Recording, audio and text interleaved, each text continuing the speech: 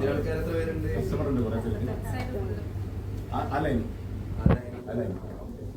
അപ്പോ ശ്രീകൃഷ്ണ വെഡിങ്സിലേക്ക് ആദ്യം വെൽക്കം ചെയ്യുന്നു.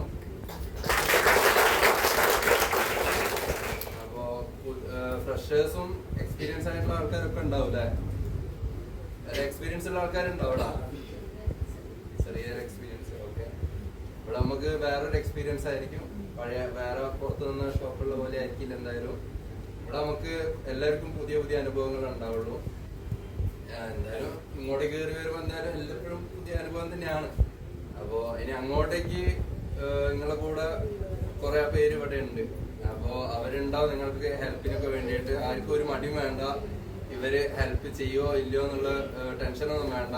എല്ലാവരും കൂടെ ഉണ്ടാവും. എല്ലാവരും കൂടെ ഉണ്ടാവില്ലേ? നമ്മളെ എനർജി ഇവരാണ്. അപ്പോ ഇനി മുതൽ നിങ്ങളും നമ്മുടെ എനർജിയാണ്. അപ്പോ കസ്റ്റമേഴ്സിന് അത് കാണണം, അറിയണം നമുക്ക് എന്താണ് ഇവിടുത്തെ എനർജി എന്നുള്ളത്.